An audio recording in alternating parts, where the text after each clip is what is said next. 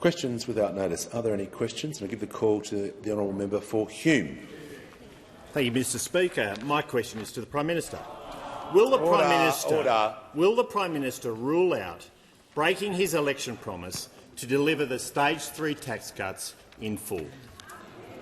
Give the call to the Prime Minister. We haven't changed our position on the Stage 3 tax cuts at all. At all. Give the call to the honourable member for order. Give the call to the honourable member for Newcastle. Thank you. My question's to the Minister for Employment and Workplace Relations.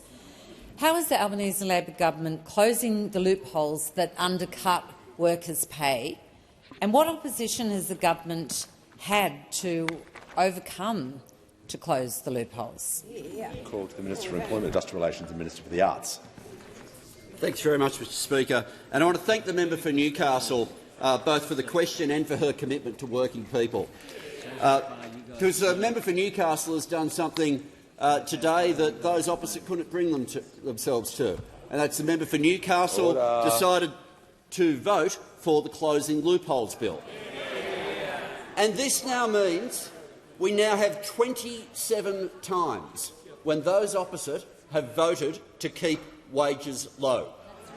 They had 9 years where low wage growth was a deliberate design feature of their management of the economy, and then as the legislation has come through both on secure jobs, better pay and on closing the loopholes, at every possible opportunity where they had an opportunity to delay getting wages moving, to oppose an amendment that would improve wages, at every opportunity they voted no to getting wages moving and effectively continuing their position that they need to keep wages low.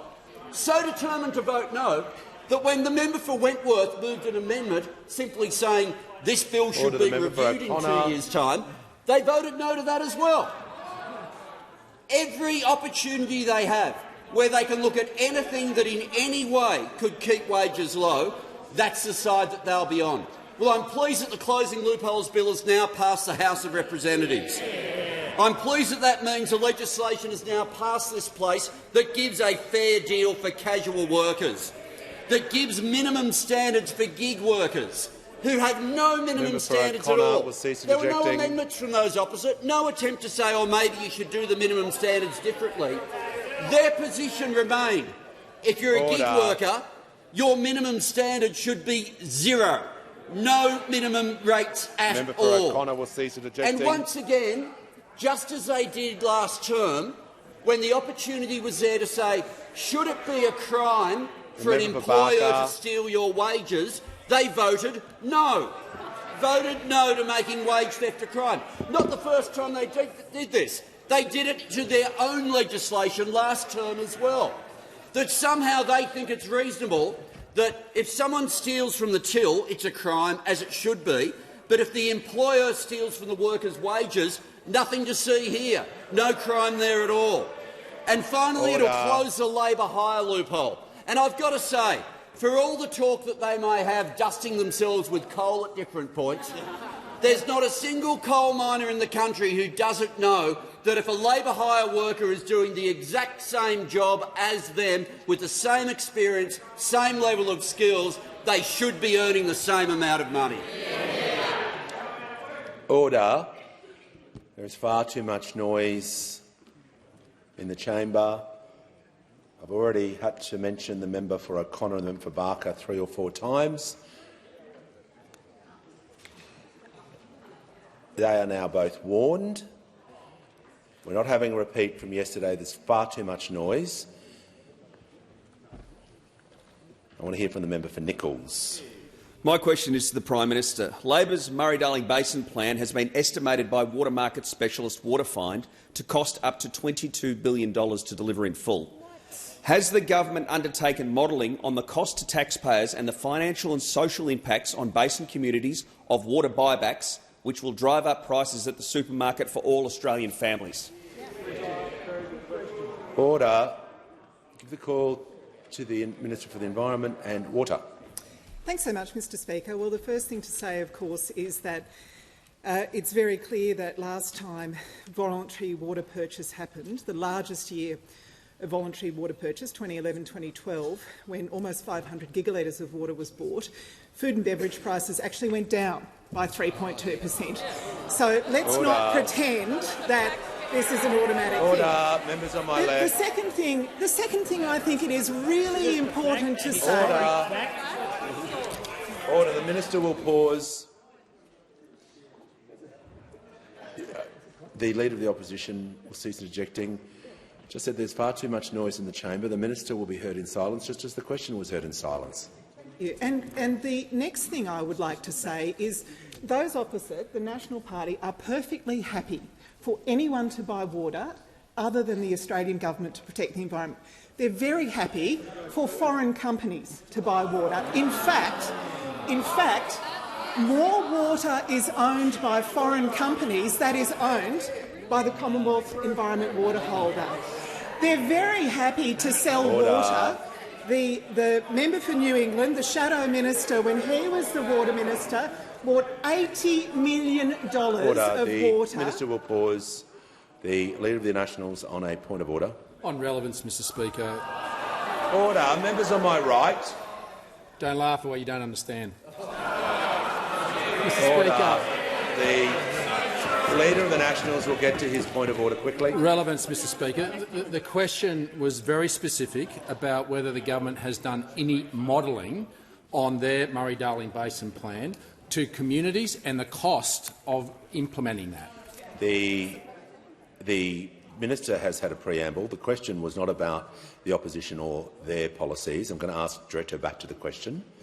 No, but thank you, Mr Speaker. I would say... Order. I would say... The Leader of the Nationals... It is...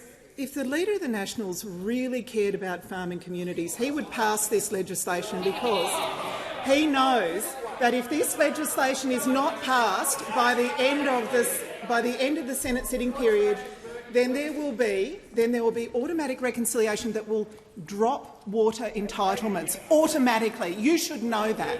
And when the member for New England was the water minister, he was happy to buy water.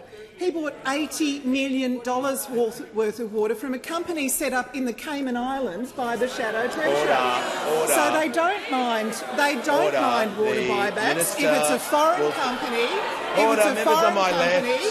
If it's the Shadow. The minister will pause. Order. The member for Hume. Order. The minister needs to be relevant to the question. She's been asked about the government costing their buybacks plan and about cost for families. I need to make sure she's clear that her answer is relevant to the question. If she's not relevant, she'll be sat down. The minister has the call.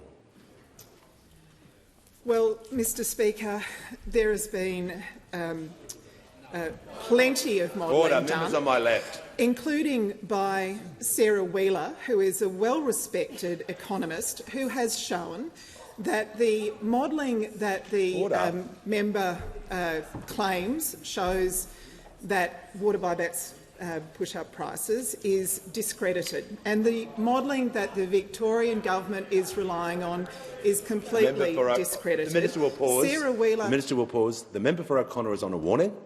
It was made crystal clear that he'd interject, he'd leave the chamber, and that's what he'll do now. The minister will continue. You don't want to hear it.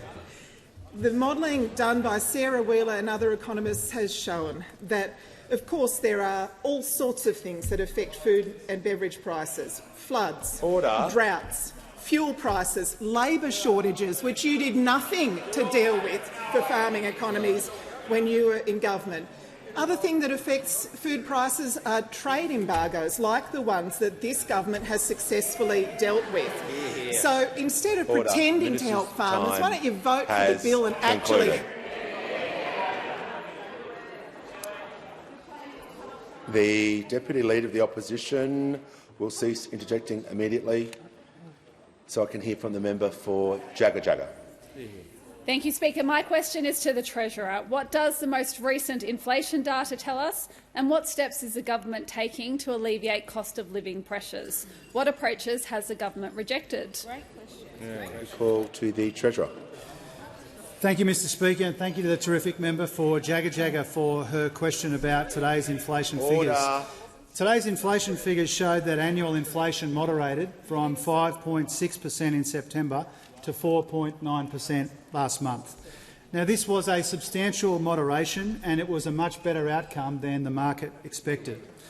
This means that monthly inflation is much lower than the 6.1% we inherited at the time of the election last year. Let me be really clear about that, Mr Speaker. On today's measure, inflation was higher under those opposite than it is in the numbers that we have received today. Now, Mr Speaker, we know and we acknowledge that inflation is still too high and will be with us for longer than we'd like, and these monthly numbers do jump around a bit, which makes the quarterly numbers more reliable. But the substantial moderation that we see in today's numbers is still very welcome and very encouraging news. We're making progress, but we know that people are still doing it tough. And that's why we're rolling out tens of billions of dollars of cost-of-living help, and why we are pleased to see very clearly in recent data that our cost-of-living package is taking some of the edge off inflation. Let me give you one example, Mr Speaker.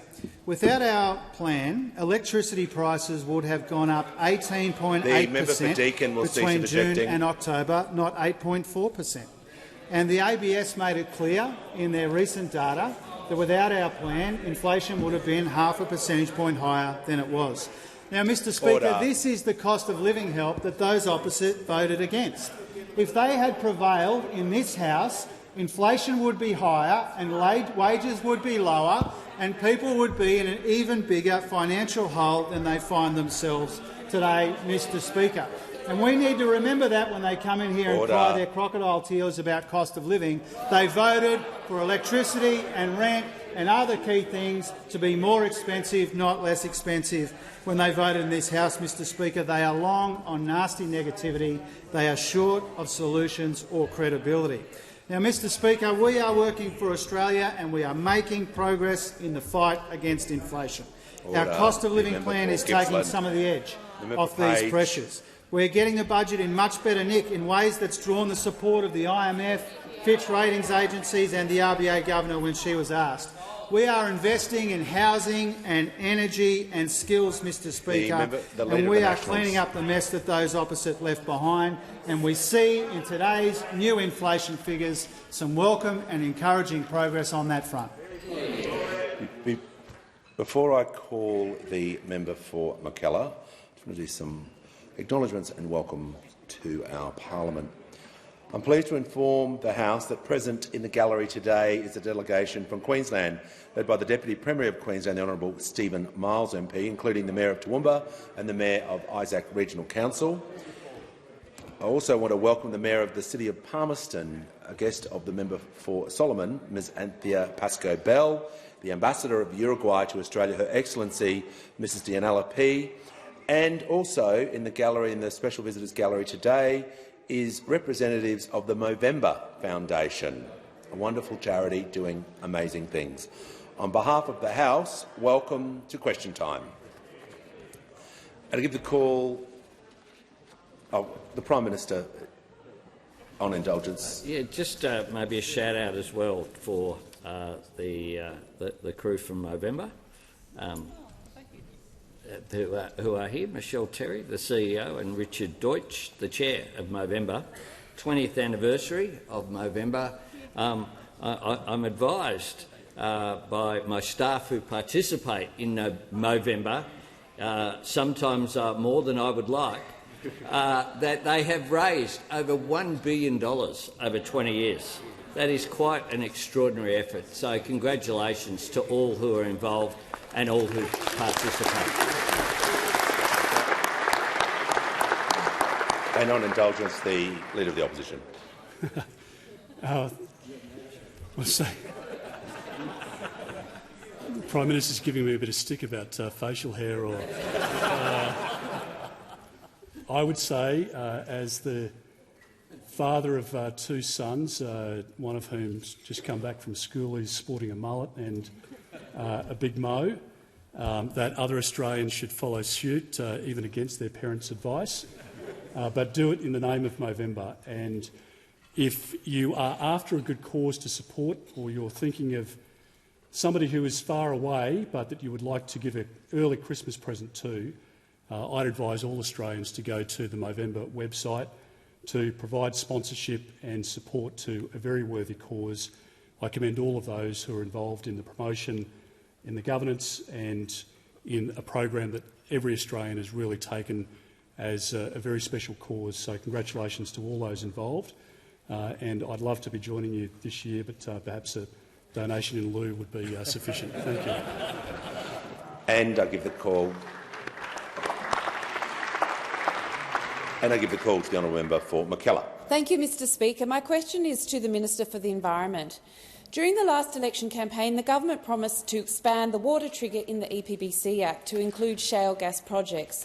And following the Pepper inquiry, the Northern Territory government also promised to not approve any shale gas fracking projects until this was completed and implemented.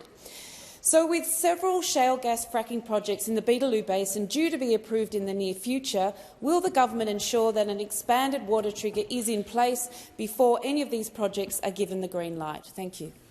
Give the call to the Minister for the Environment and Water. Thanks so much, Mr Speaker. And I want to thank the member for Mackellar for her question and for her continued interest and advocacy for the environment. She's raised the issue of the water trigger with me a number of times, as has, I have to say, the member for Lingiari, who is raising it with me very often, and other members of parliament as well. Indeed, before the election, we did commit to expanding environmental assessments to cover all forms of non-conventional gas, including shale gas. And it's also part of our Nature Positive plan that we released last year, and absolutely we will do that. In the meantime, I've said that the federal government has made available to the Northern Territory government our independent expert scientific committee on coal seam gas and large coal mining development to assist the Northern Territory government or any other jurisdiction with these decisions. That's the same committee that would assess these projects once the water trigger is expanded. I want to reassure that the member for Mackellar and others who have an interest in this that we absolutely will keep this commitment, because in the years since the original water trigger was added to the Environment Protection and Biodiversity Conservation Act, at that time coal seam gas was relatively novel. Since then, we've seen other forms of gas come onto the market, and of course it's just common sense that we need to cover those types of gas as well. We do need to protect our most precious resource, water, for all its important purposes. Yes, there are industrial purposes, obviously, but drinking water, first amongst the important needs we have as a community. And of course, not just that, the environmental impacts of some of these projects are really very important. We don't want to see chemical contamination of our waterways, of the environment around these projects. We absolutely need to make sure that there isn't that sort of impact from the projects. We also know that the water from these being used in these large projects can have potentially very significant impacts on fragile ecosystems through dewatering, and that's another thing that obviously the updates to the water trigger will deal with. We will continue to work with the member for Mackellar, with others on the crossbench who've raised this with me, with the member for Lingiari, who doesn't stop on this one, and others with an interest in this, to make sure we keep the commitment. Call to the honourable member for Corangamite. Thank you, Mr Speaker. My question is to the Prime Minister. How is the Albanese Labor government tackling cost of living pressure in the face of obstruction, and what measures are taking effect in the coming year? The call to the Prime Minister. I thank the member for Corangamite for her question. And today, of course, there have been two issues that go straight to cost of living. One is the latest inflation figures showing a moderation from 5.6 down to 4.9. That's a good thing. Order. It's heading in the right direction. The measures that we've put in place are having an impact. It's not moving as quickly as we would like, but it does make a difference. And secondly, of course, is the passing of the industrial relations legislation by this House, which is aimed at lifting up wages, just like the measures that we put in place to give a 15% increase for aged care workers, just like the increase in the minimum wage has made a difference. The manager of opposition business interjects about wage price spiral. Well, there's no indication from the Reserve Bank that that is happening. Indeed, the idea that he reinforces their opposition to any wage increase. The same people who said that a $1 an hour increase in the minimum wage would wreck the economy are people who continue to argue that, and that's why they voted against the legislation there today. We are making a difference of getting costs down for families with cheaper medicines, cheaper childcare, energy bill relief. We're getting wages up for workers, and we're getting the budget onto a stronger foundation. And more help is on the way from measures that we've passed that will take effect next year. From the 1st of January, we're increasing the amount that people on the age pension can work. All new age pensioners will commence with a $4,000 work bonus credit, allowing them to work more without affecting their pension. All 58 of our urgent care clinics will be open by the end of the year, meaning families can get the care they need. They don't need their credit card, just a Medicare card. The National Skills Agreement will take effect, making an enormous difference, meaning that from next year an additional 300,000 fee-free TAFE places will be coming online, making a difference for families and for people undertaking those apprenticeships, but also helping with skills shortages right across the economy. Of course, those opposite continue to interject, continue to vote against everything, continue to be totally against every measure that is done. Will cease interjecting. They're here to get angry. I'm here to get things done. And that's precisely what my government is doing. Members on my left, and the House comes to order. We'll hear from the Deputy Leader of the Opposition.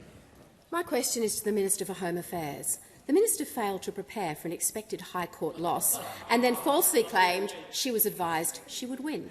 She claimed urgent laws weren't necessary until we wrote them for her. She claimed the Coalition's preventative detention proposal was utterly impossible, but now says Parliament won't rise without legislating it. She can't explain how one of the criminals she released has disappeared. Minister, why is your job safe when the Australian public is not? Order. Members on my right will cease interjecting before the minister speaks. The Minister for Home Affairs and Cybersecurity has the call. Thank you, Speaker. I'll leave the political commentary to the Deputy Leader of the Opposition there. And I would say to those of you who are here in the chamber that I see that the Opposition's had a little bit of a meeting this morning and they've decided that they're going to spend today making a political attack on me. Well, congratulations. Congratulations. You can do that, and you're free to do that. But I would just say that it says a hell of a lot more about you than it does about me. Order. The Minister will pause. The Minister will pause. There is far too much noise. The Deputy Leader was heard. The Minister is going to be heard in silence. I'm now issuing a general warning. So that the Minister will cease interjecting while I'm speaking. So will the Leader of the Opposition. So that means now no more warnings. If people interject, they leave. The Minister has the call. Thank you, Speaker. So let me compare and contrast a little bit about how the government has handled this High Court decision and what we've seen from those opposite. What we've seen from the government is that within a week and 1 day of the High Court decision, we had released the people that the High Court ordered us to release under bespoke visas. We had set up a completely new regime of community protection. we had established a joint operation between police and ABF who are case managing each of these individuals in the community. Now, Speaker, we have the reasons for decision from the High Court, and as I have said, I would have preferred that none of these people be released from detention. I support preventative detention, and that is why I will be bringing a proposal back to the parliament. Now, we will be able to move through this quite quickly, Speaker, if we get the support and the cooperation of the opposition. But what have we seen since this decision was made? We have seen 3 weeks of the most shameless politics I have virtually ever seen played in this parliament.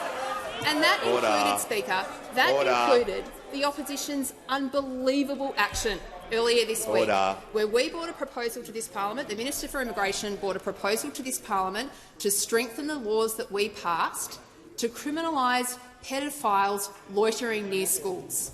A pretty uncontroversial proposal. But what did they do? They came in and they voted against it. And there was only one reason for that, because they put politics above the safety of the Australian community. But that's not all, Speaker. That's not all, Speaker. We heard some very disturbing news earlier this week where the Minister for Immigration revealed to us that a hand-picked member of the opposition leader's front bench has used his position as a senator to advocate— The Minister will pause. The member for Casey has been interjecting throughout question time. He'll now leave under 94A.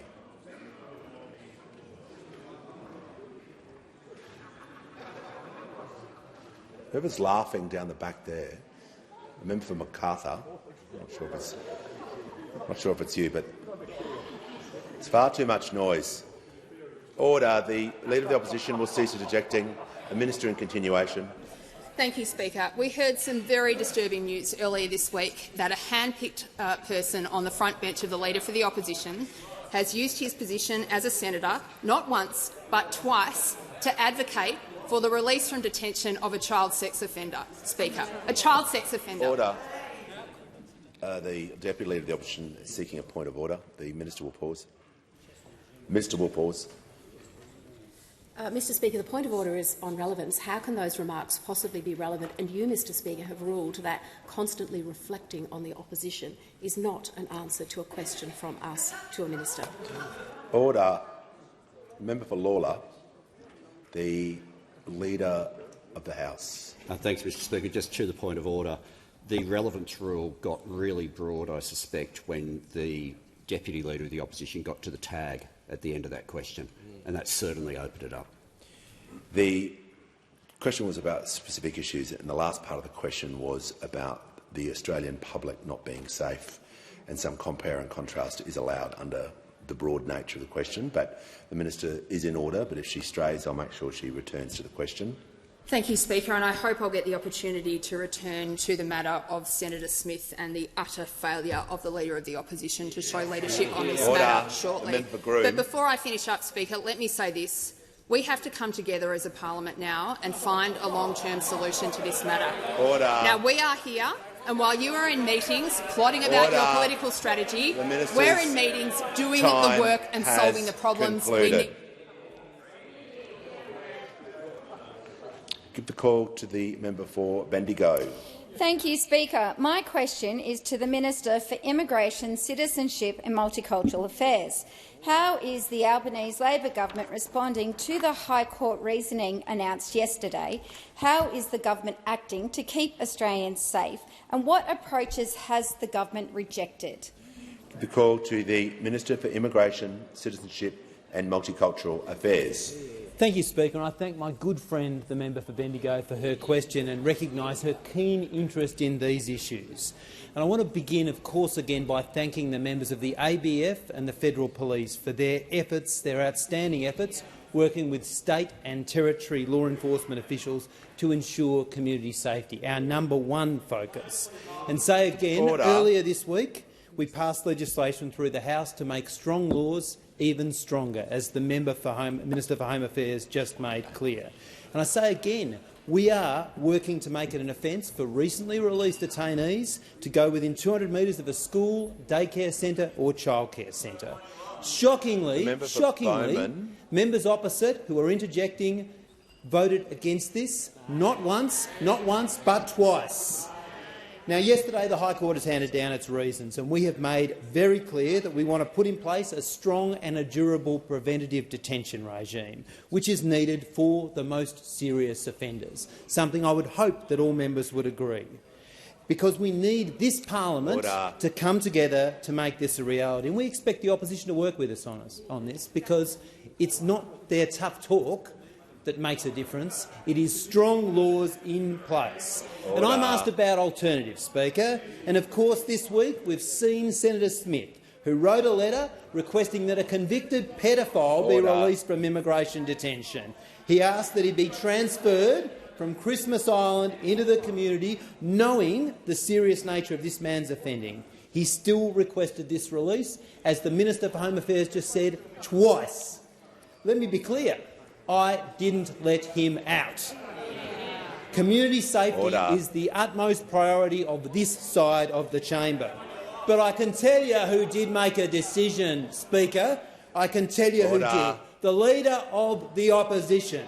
That's right, the Leader of the Opposition intervened as the then Minister for Immigration to allow the convicted pedophile at the centre of the High Court case, NZYQ, to apply for a new visa, instead of seeking to have him removed from Australia. The Leader of the Opposition instead made a decision that enabled him to stay in this country. The Leader of the Opposition's personal intervention meant that he was allowed to remain in Australia until the day the High Court made its decision. This ultimately is his mess. Once again, this Leader of the Opposition talks tough, but he acts weak. It is time for him and his team to stop playing political games and work with us to keep Australians safe. Give the call to the Honourable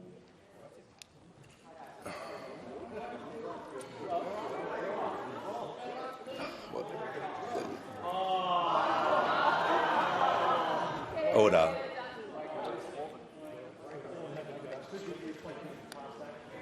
Order.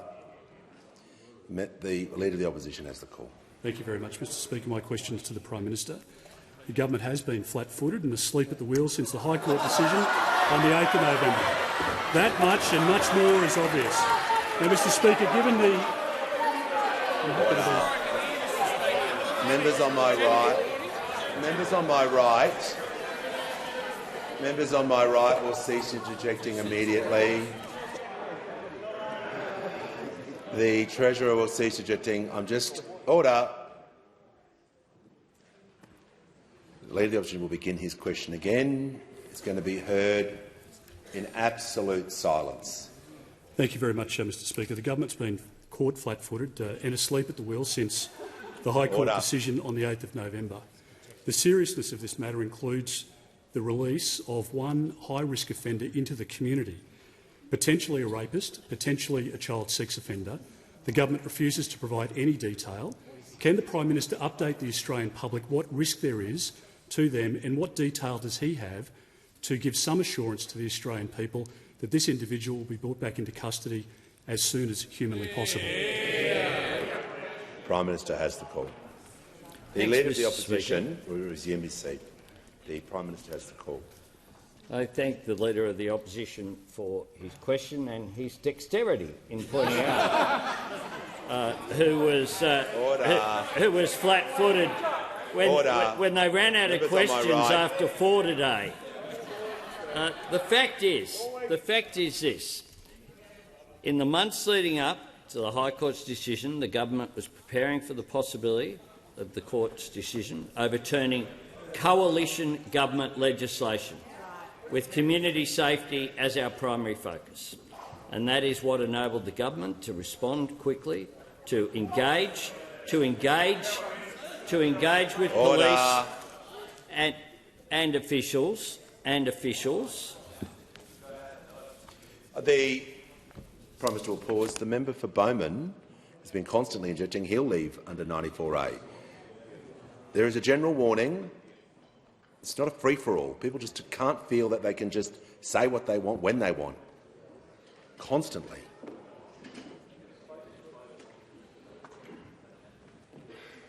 The Prime Minister in continuation. That is what enabled senior ABF officials to brief local, state and territory police counterparts on the possible implications of the case to establish Operation Aegis in November. We then, of course, did have to comply with the High Court decision, overturning coalition government legislation. But we applied strict visa conditions and monitoring requirements to the cohort, including daily reporting requirements. The Prime Minister is answering directly the question with detail, so I'll give, out of courtesy, I'll give the Leader of the Opposition the call, but he's going to state the point of order and not give commentary during his statement. Well, Mr Speaker, it's on relevance, and you've made a point in relation to relevance. I'm happy to address that issue that you've raised. I asked the question, quite a serious question of the Prime Minister, about an individual who is at large in the Australian community at the moment. The government refuses to provide detail about whether this person is a sex offender, a pedophile, somebody who is involved in serious... And the Prime Minister owes the Australian people... Prime Minister was talking directly about the High Court decision on aid. Order! Order! Order! Under the standing orders, the Prime Minister must be relevant to the question. Order. The member for Gellibrand. Prime Minister in continuation. Yes, the Minister for Immigration just pointed out the High Court required the release of individuals with similar circumstances to NZYQ who took the case. If NZYQ had have been deported, instead of being granted permission to apply for a visa by the person who was the minister at the time, the Leader of the Opposition, none of this would have occurred. None of this would have occurred. None of this would have occurred because he wouldn't have been able to take the legal action. He asks about people. I just quote from 26th of April 2018. Detainees at immigration detention centres on Australian shores have successfully escaped more than 80 times on the former government's watch. More than 80 times between 2013 and 2018. Now, lest you don't think that's 80 people, Order. It's more than that.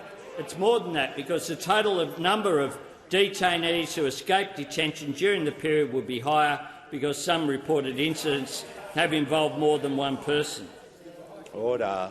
12th of November 2014, an underworld figure capable of extreme violence is on the run after escaping from a Victorian detention centre he was being held in as he awaited deportation from the country. Minister for Immigration and Border Protection Scott Morrison confirmed the breakout. I can confirm. 2 adult male detainees absconded from the Maribyrnong Immigration Detention Centre earlier today without side. Order. When the House comes to order, I'll hear from the member for McEwen. Thank you.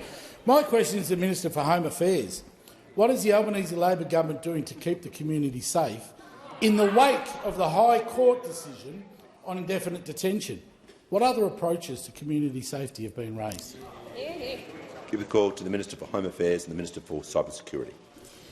Thank you so much, and I thank the member for their question.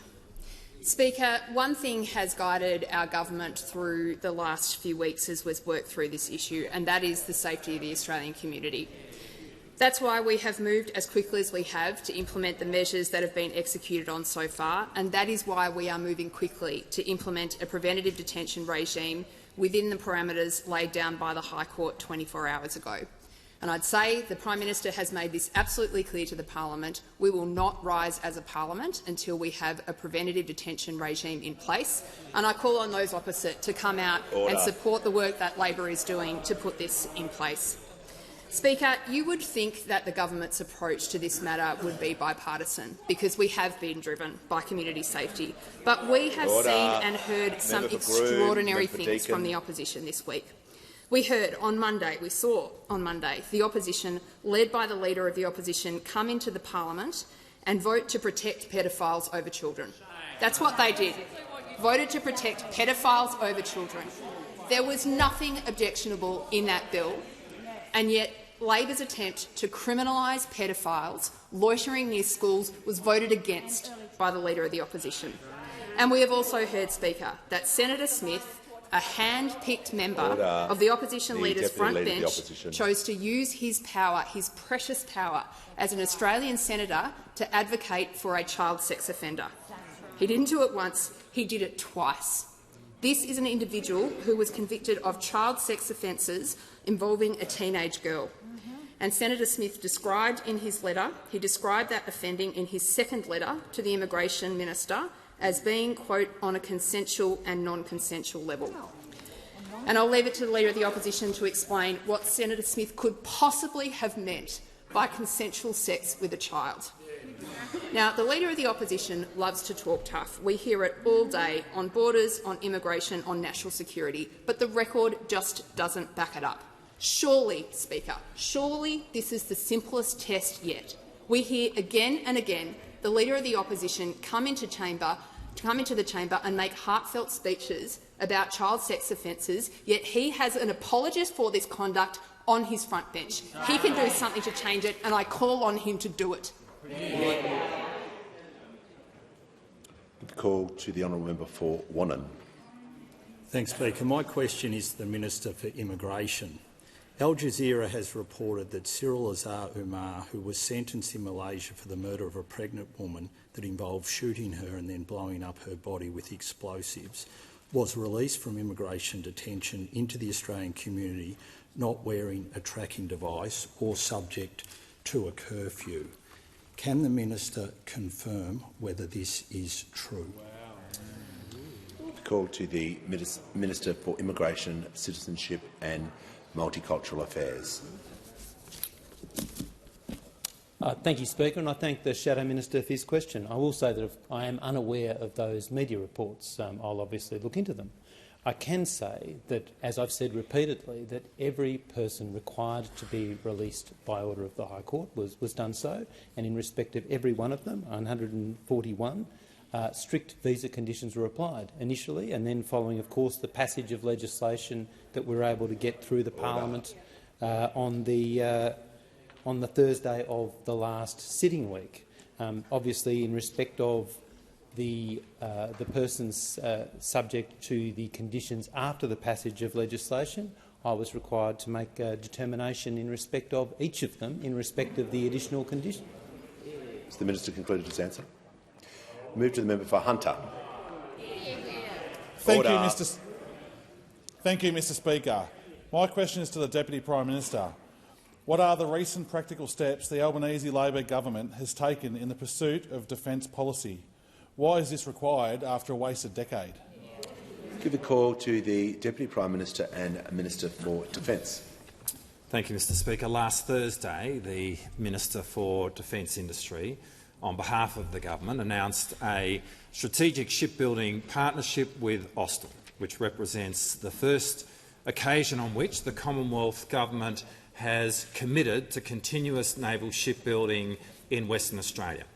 And we are doing that by accelerating the delivery of Army's landing craft heavy and medium.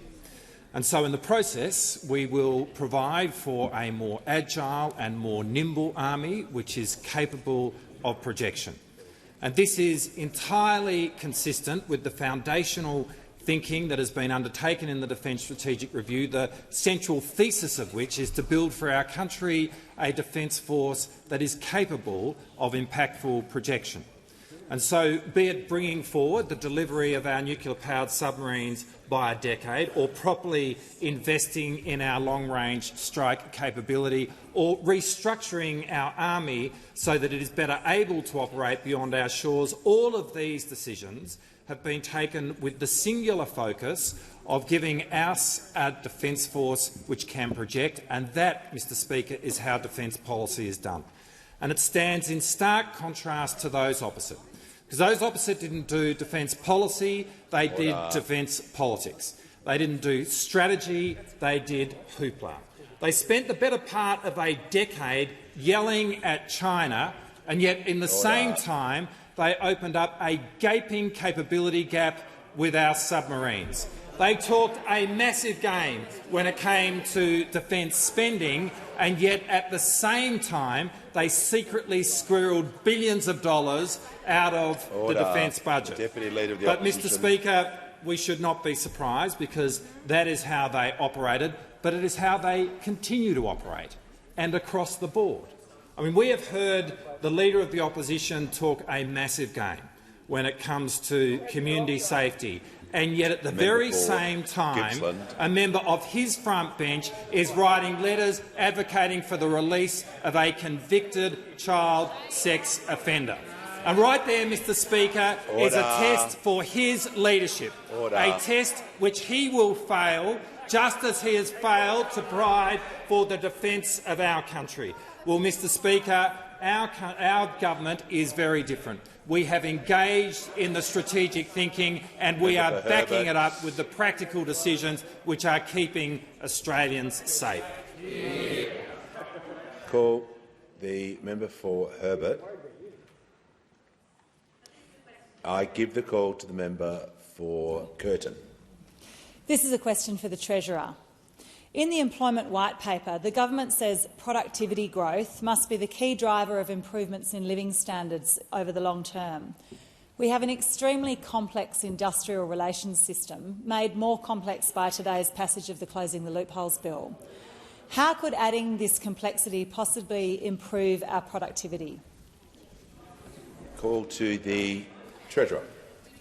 Thank you, Mr Speaker, and I'm very grateful to the member for Curtin for her question and also for her interest and her engagement in the Employment White Paper that the government released not that long ago.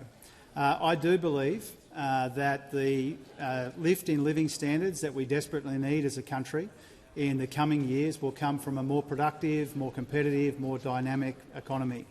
And I believe that the overwhelming majority of employers and employees and communities want to find a way to strike better agreements to get stronger wages growth and stronger productivity growth and less conflict so that we can prosper together.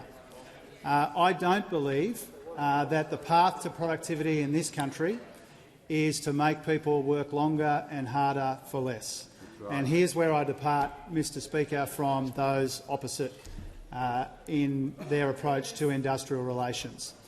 And if you think about the Closing the Loopholes Bill that was before the House and which I'm proud to say passed through this place earlier today, and I pay tribute to the Minister and to the Cabinet and the Government for the effort that went into that, is that we will not get more productivity in our economy by letting wage theft go scot-free. We won't get more productivity in our economy if we make it easy for people to undermine agreements in our economy, agreements that are struck in good faith. We can't see those undermined. Undermining those agreements or letting wage theft go unpunished won't boost productivity in our economy. We won't get productivity growth by treating workers as some kind of easily discarded input into the prosperity that we want to create together as a nation. Now, we know from the last decade, Mr Speaker, of deliberate wage suppression and deliberate wage stagnation that that's not the path to better productivity outcomes. We know that because a decade of wage stagnation and suppression came hand in hand with the worst decade for productivity growth in the 60 years that these records have been kept. So we won't get productivity growth through harsh industrial relations, but I will tell the House and the member how we will get productivity growth in our economy after a wasted decade. We will get productivity growth in our economy by making it more competitive. That's why we've got the process around competition. We will get productivity in our economy if we invest in our human capital, in our skills base, if we make it easier to adapt and adopt technology, if we make it more effective to deliver care in our economy. We'll get a more productive economy if we get the energy transformation right. These are the ways. These are the ways that a forward-looking, modern economy delivers productivity growth, which has been absent for too long because our vision has been unnecessarily narrowed by those opposite to industrial relations. Has concluded.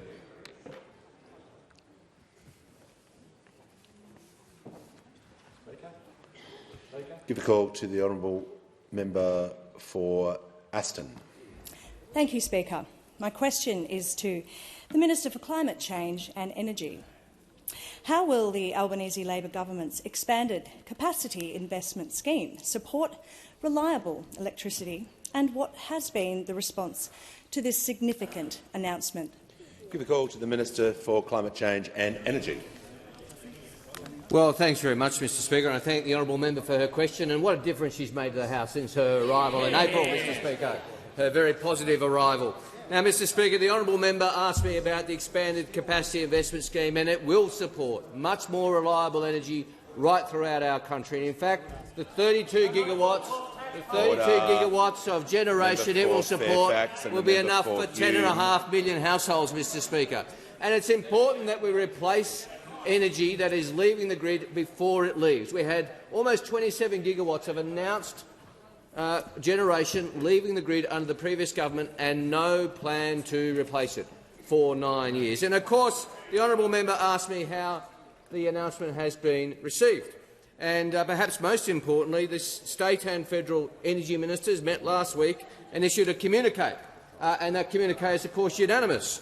And the state and territory energy ministers, which represents Labor ministers, a Greens minister and a Liberal minister, agreed and issued the statement which said energy ministers welcomed the Commonwealth's significant expansion in the capacity investment scheme. And they went on to say the Commonwealth's leadership follows an extended period where state and territory governments have led the energy transition through their significant investments and policy reforms. I'm not quite sure what they were referring to there, Mr Speaker, over the last decade, but it's true to say that states were leading through a very difficult period for energy policy. And of course, the Rockcliffe government in Tasmania also issued their own statement and said the Rockcliffe Liberal government welcomes today's announcement that the federal government is taking positive action to support bringing more renewable energy projects online. And there's the Rockcliffe government backing the Albanese government on this very important initiative, as have every single state and territory government. And of course, energy users, the big winners out of better and more reliable energy, they've had plenty to say. Energy Users Association of Australia said, "We welcome the announcement from the Commonwealth as it should provide a level of certainty for investors and consumers in these highly volatile times." And of course, Mr Speaker, Energy Consumers Australia said, "We welcome this morning's announcement, which is both an important step in providing reliable energy to consumers and a continued firm commitment by the federal government." So there's a very positive response across the board. Of course, there is one exception, the member for Fairfax. He's been disappointed. He said in December he was worried that, and I quote, "Labor kills the capacity mechanism," he said. He said in December Labor had killed the capacity mechanism. Today he's worried it's too alive. It was dead in December, now it's too alive, according to the member for Fairfax. I understand his sensitivity. The last 9 years was one long incapacity mechanism from those opposite, Mr Speaker. We are dealing with those 9 years of delay and denial, and we will create reliable and cheaper energy for Australians. Before I call the member for Wannon, he'll get the call. The member for Fairfax had a good go during that answer, and he'll lead the chamber under 94.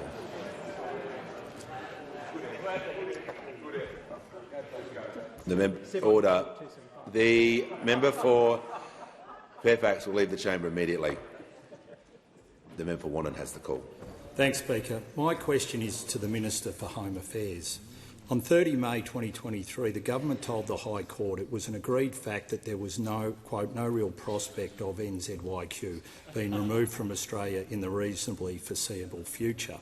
Yet reports in The Guardian showed just last week the Minister for Home Affairs said she had operational advice about the case and that it was likely that the government would, quote, avoid it by deporting him. Did the minister sign off on the facts that the government put before the High Court on 30 May 2023? Call to the Minister for Home Affairs and Cybersecurity. Thank you, Speaker. Let me share a few facts that we have learned about this case with the House. The first is that we learned from the Minister for Immigration earlier in question time that NZYQ would not even have been here were it not for the incompetence of the Leader of the Opposition. Order. Second, Speaker, I will make no apologies for doing everything within my power to deport this person from our country.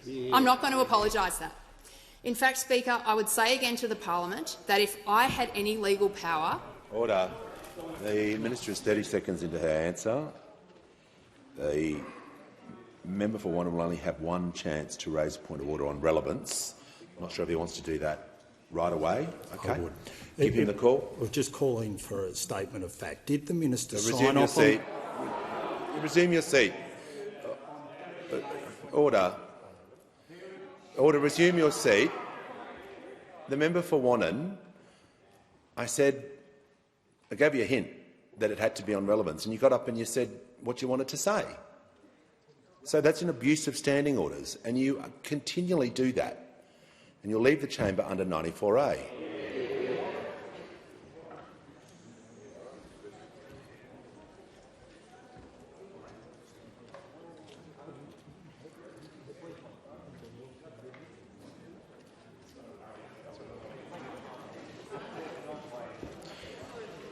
Order. The minister has the call. Thank you, Speaker. And it's really disappointing to see the Shadow Minister leave the chamber, because I've actually got a few questions for him. I would like to know what role he played in bringing his party into this chamber and voting against provisions. The minister will pause. The minister will just return back to the question. She'll just return to the question. Yeah. Excuse me, Speaker. Speaker, I would like to know what role the Shadow Minister played in bringing him and his colleagues. They've already had their point of order. Don't you know the standing orders, Fletch? Minister, just going to ask you to pause. The Manager of Opposition. Order. The Manager of Opposition is seeking the call. I'll give him the call. Thank you, Mr Speaker. I'm asked the point of order on relevance, as you've ruled the previous point of order was not on relevance. The question was, did the minister sign off on the facts that the government put before the High Court? A very tight question. The minister should either answer it or be directed to sit down. There was some detail apart from that, what the manager just said. So there was a little more of the question. I think the manager knows because he's probably seen it. But I'm just... Yeah. On the point of order, there was not debate in the question otherwise. There was a preamble to set the question, which didn't raise other issues for contention. All they said, all that they went to in the Shadow Minister's question, made reference to the High Court, the agreed facts and a quote from the government. It showed where it had been contradicted by the Guardian's article and asked the minister to clarify. There wasn't a second question. There wasn't reflection on the minister otherwise. The question was... Okay, resume your seat. I know what the question is. I'm trying to deal with points of order and give the Leader of the House the call as well. Thanks, Mr Speaker. As the Leader of the Opposition just stated, the opening of the question referred to the High Court case. The High Court case had somebody acting in it, and that's exactly the circumstance of that person that the minister is referring to. Yeah, just to assist the House, I'm going to ask the minister to go back to the question and not talk about the opposition and talk about the question that she was asked about. Thank you, Speaker. And again, I make no apologies for doing everything I could to get this person out of the country. I'd contrast that with the Leader of the Opposition because he's the reason that NZYQ was here to begin with. Order. Give a call to the member for Paterson. Thanks, Mr Speaker. My question is to the Minister for Infrastructure, Transport and Regional Development. What's the Albanese Labor government doing to ensure that our local and regional roads are safe and adequately funded after a decade of neglect? Give a call to the Minister for Infrastructure. Order. Members on my left, the member for Groom.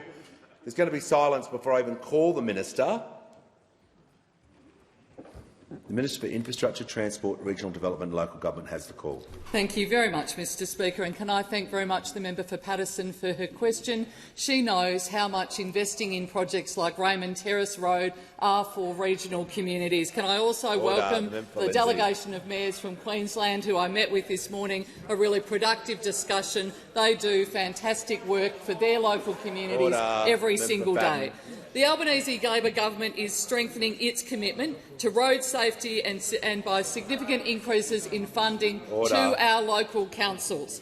Local governments require more funding to manage the rising costs and increased pressure on transport infrastructure due to climate change, something those opposite doesn't seem to think is happening, and the extreme weather events we are all experiencing in our own communities. To support this, this government has doubled Roads to Recovery funding. This is for every single local council across the country. We are taking it from $500 million a year to $1 billion a year, something those opposite never ever did. We're not using colour-coded spreadsheets to determine which local councils are winners or not.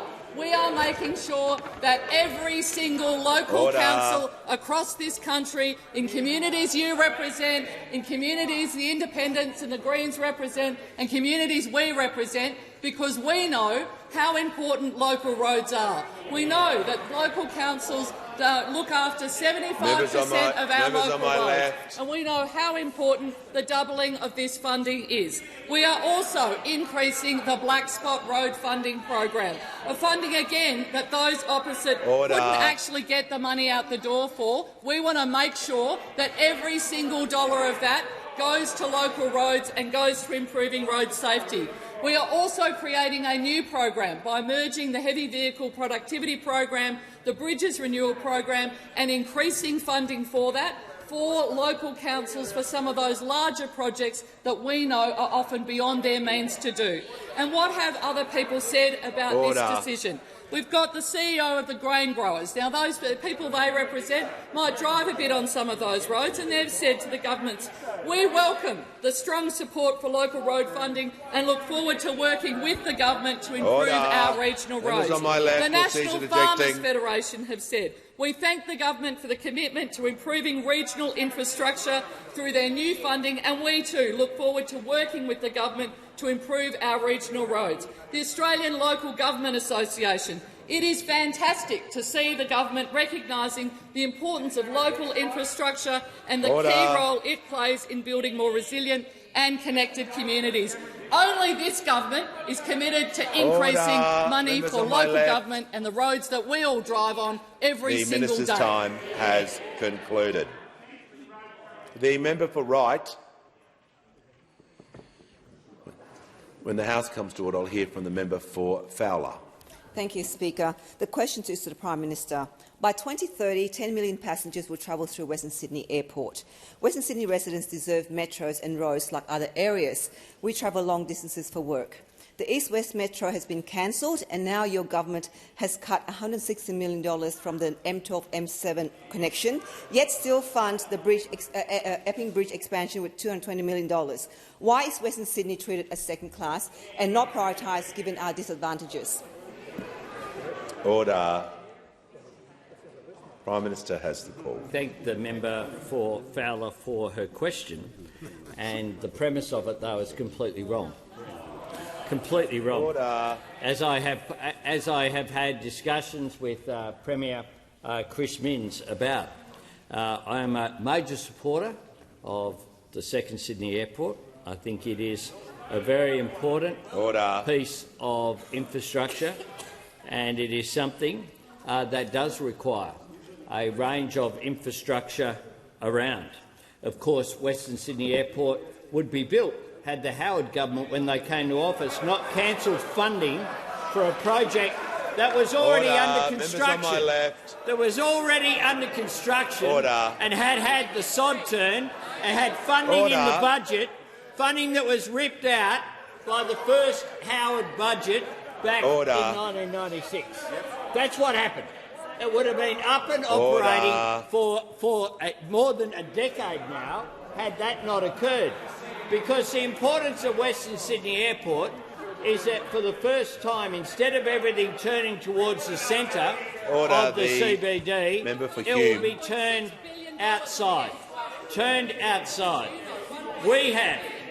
The Prime Minister will pause. There's far too much noise between the Minister for Infrastructure and the member for Hume. The member for Macarthur will leave the chamber under 94A. There's far too much noise. I can't hear the Prime Minister's answer, and I'm sure the member Fowler wants to hear the answer as well. Mr. Prime Minister, in continuation. Just going, Mr. Speaker. The M7-M12 interchange is being built as part of a broader, fully funded agreement between New South Wales and Transurban. Between state government and Transurban were party to the agreement, to which the Commonwealth is not and was not under the former government a party. The Commonwealth government was not a party to that agreement over the M7-M12. That's just a fact. The interchange is an important project for the success of the new Western Sydney Airport, and it's scheduled to open in 2026. Now, I know those opposite like privatisation, but the idea that the Commonwealth was something that's fully funded by a state government and a private entity that has the largest number of toll roads of any city in the world, Sydney, the largest number of toll roads of any city in the world, but it's a suggestion we should just give them more money, even though a project's fully funded. That's what's suggested by those opposite. Now, the Commonwealth is making significant investments in Western Sydney, including the $5.3 billion for the airport itself, $5.25 billion for the Sydney Metro, Western Sydney Airport and Elizabeth Drive overpass. The M12, $1.6 billion we have for the M12. That is the Commonwealth's commitment. M12, all under construction, all ready to go. Order. Give the call. Order. Give the call to the member for Moreton. Thank you, Speaker. My question is to the Minister for Social Services. How is the Albanese Labor government providing national leadership to bring about change and help end violence against women within a generation? Give the call to the Minister for Social Services. Thank you, Speaker. I'd like to thank the member for Moreton for that question. On Saturday, we did mark the International Day for the Elimination of Violence Against Women, beginning the 16 days of activism against gender-based violence. The 16 days of activism provides us all an opportunity to elevate the impacts of gender-based violence and focus on what we can do collectively to end this scourge. One life lost to family and domestic and sexual violence is one too many. But I would like to acknowledge that it's been particularly a tragic few weeks in Australia, with a number of deaths of women allegedly killed at the hands of their intimate partner being too high. Australians are rightly shocked by these deaths. This violence has to end, and it is why our government is committed to action and investment to address this violence. Since coming to government last year, addressing family, domestic and sexual violence has been a top priority. During our first 18 months of government, we have delivered the National Plan to End Violence Against Women and Children and secured state and territory agreement in this plan. We've launched our first action plan and a dedicated Aboriginal and Torres Strait Islander plan. We've taken immediate and practical steps in all 4 domains of prevention, early intervention, response and healing and recovery, with our record investment of $2.3 billion in women's safety initiatives. We've reduced the time it takes victim survivors to access financial and casework through the Escaping Domestic Violence Payment. This is providing critical support when women leave a violent relationship. And this is complemented by a legislated 10 days of paid family and domestic violence leave for all employees. We've delivered funding certainty for states and territories to deliver frontline services. This funding was due to cease on the 30th of June this year. And we're building new safe places for women and children experiencing family domestic violence so they have a safe place to go. We are holding perpetrators to account for their behaviour through identifying risks posed by perpetrators and supporting earlier intervention. And for those perpetrators wanting to change their behaviour, we are delivering confidential telephone counselling and support. Of course, most importantly, we are listening to and learning from the experiences of people who who have experienced family, domestic and sexual violence. And that's why the appointment of our inaugural Domestic, Family and Sexual Violence Commissioner, Michaela Cronin, has been so important to ensure that the voices of victim survivors are elevated and central to policy making. By working together across this whole parliament, we can make a difference and end violence against women and children in one generation. Call to the Prime Minister. Thanks, Mr Speaker. I ask for the questions to be placed on the notice paper.